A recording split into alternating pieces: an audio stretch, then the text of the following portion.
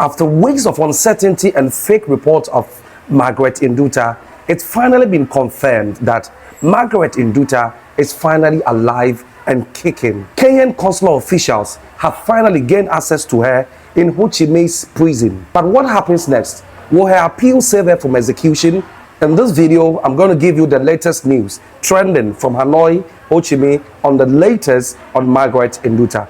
Who is this who exchanged her bags, and why did the agency keep quiet? Over the weekend, nominated MP Sabina Shege also visited the family of Margaret Indua and conducted prayers for her.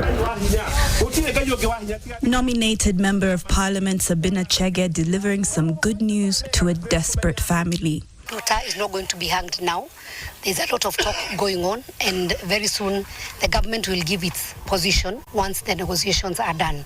Asante sana Mr. President, kwa sababu mtoto wangu hakuuliwa, umlete huku Kenya. Her sister Wamboi, though exhausted, seemingly much happier now after hearing the Kenyan government has bought Nduta more time. Jana nilipigiwa simu na PS wa Foreign Affairs Koril, na aliniambia Ruto pia anashughulikia. To warn agencies to be careful of exploiting Kenyans. Her bags, and why did the agency keep quiet when she was arrested?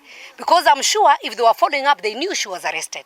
So they should have informed the family earlier. We would have even informed the government earlier.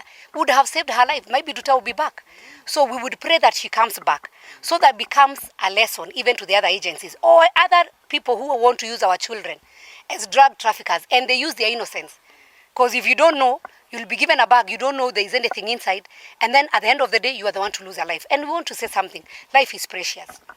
And you know, God is a God of second chance. She also revealed that she'll be raising a motion on the floor of Parliament. I'll also be raising a motion or a bill so that we can have a policy in Parliament. I want to tell all the agencies that I am giving them warning and an alert that we will not allow any more agencies who are lying to our children, that they are going to take them to jobs. We have seen children who are leaving Kenya, and by the time they get to the other side, whichever country they are being given, they are dumped there. Some are promised jobs, but by the time they get there, there are no jobs. Or some go, their passports are taken, and some of them go through sexual harassment. So what I would want to say, we want to have a clear policy, and I'll be liaising very closely, even with the Ministry of Labor, to see that agencies are going to be relisted again. By the time you are being given a letter or a permit that you can become an agency, they have to go through thorough vetting. Because some of these agencies are the ones that, for the case, like what was the case of Nduta, they told her she's going to do a job of a house girl. Then they went and exchanged her bags. We don't know under what circumstance her bag was exchanged. Even when our children are leaving, because some of them even leave, they have never traveled abroad. Some of them have never even entered a plane even to go to Mombasa. So by the time they go there, we need to train them that even when you go to the airport, don't exchange your bag, don't allow yourself to carry anybody else, whether it's a purse, whether it's a bag, whether it's shoes. And even when they go, the country they are going, there should be a very clear policy that they'll be educated if they go. If you're in problem, how do you communicate to the embassy of that country? How can you even fight for your right? If you go and you're abused, or you have a person who have employed you who is abusing, then how can you be able to reach out? Because some of them, we have had many, especially girls, who come back when they are dead. So we thank God that we knew the case of Nduta before the whole process went through. But you see, that case is from last year. We didn't have any communication happening. So but in Parliament, I'm going to personally take up the matter. And I also raise the matter with the President that we must vet the agencies that are recruiting our children, promising them greener pastures, but when they go the other side, they suffer, they run away from them. CS for Foreign Affairs Musalia Mudavadi says the case is delicate, given that Kenya must respect Vietnamese law as they continue negotiations. The Ministry of Foreign Affairs, and in particular my PS, has been trying to converse with his counterpart in Vietnam to see if there can be some mitigation in this process.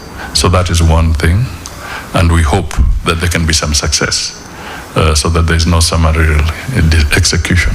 Musalia says there are tens of Kenyans languishing in prisons around the world. Out of the Kenyans in the diaspora, we have a total of about 1,000 Kenyans in different countries facing incarceration for different offenses. He urged young Kenyans not to fall for schemes that will lead them to break the law in any country they're in. The issue of drug trafficking, and we are not trying to say she's guilty or not guilty other than what we have as a record from the judicial process in Vietnam. So ours is not about a judgment, but working on that basis.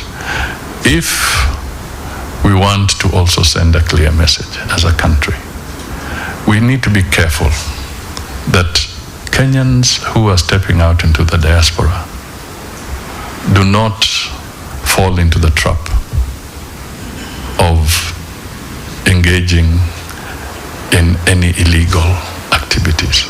I want to tell all the agencies that I am giving them warning and an alert that we will not allow any more agencies who are lying to our children that they are going to take them to jobs. We have seen children who are leaving Kenya, and by the time they get to the other side, whichever country they are being given, they are dumped there. Some are promised jobs, but by the time they get there, there are no jobs, or some go, their passports are taken, and some of them go through sexual harassment. After intense diplomatic negotiations, Kenyan officials based in Bangkok, Thailand, were finally able to secure visas to visit Margaret Nduta in Ho Chi Minh, Hanoi, which is the former capital of Vietnam.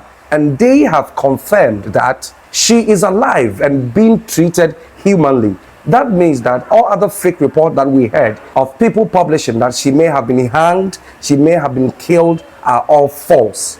They also added that although she is well, she is emotionally traumatized and distressed, but she's still coping as the legal tussle continues to unfold. This is temporary relief for the family. However, the fight is far from over. My question once again is that, can Nduta escape the death row in Vietnam? If today is your first time, don't forget to like, comment, and subscribe. And I have a video that I have detailed several cases in Vietnam who were put on death row. They had a stay of execution. There were several voices from Amnesty International and the world. However, Vietnam carried out those executions. If it's your first time, don't forget to watch one of such videos and have a fair idea of how it works in Vietnam. Margaret Nduta was sentenced to death by lethal injection after being accused of smuggling over 2 kilograms of cocaine into Vietnam. However, due to the public outbursts of Kenyans and the timely intervention of the Kenyan government, they have finally filed an appeal, and her case will soon be heard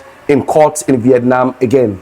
Vietnam has some of the toughest anti-drug laws, which has seen so many people convicted in previous years. Anyone caught with 600 grams of cocaine gets sentenced to death. And Nduta had over 2 kilograms of cocaine. Now the big question is that, will Kenya's intervention be enough to save Margaret Nduta from Vietnam's death penalty? Kenya is now fully engaged in diplomatic discussions with Vietnam, hoping to secure a reduced sentence or a stay of execution for Margaret Nduta. But the reality is that Vietnam rarely shows leniency in drug-related cases, looking at their track record. Now, what does this case mean to other Kenyans? Margaret Nduta's case has exposed Kenyans about the vulnerability of Kenyans to the exposure of international drug trafficking networks. Many unsuspecting individuals get caught in dangerous drug schemes, often risking their life. Would Vietnam be a key transit hub for drugs in Asia? Strict penalties are enforced every day to deter people from importing or crossing Vietnam with drugs. And that is why they strive to enforce all death penalties. What does this mean to all travelers, irrespective of your gender, nationality, and especially if you are an African? Always verify what you are carrying before crossing the border.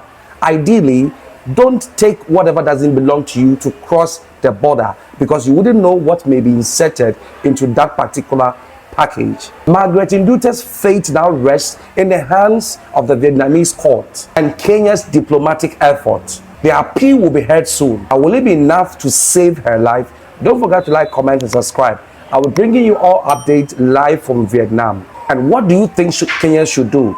Should Kenyans push harder for a release, or should she face the full consequences of Vietnamese drug laws?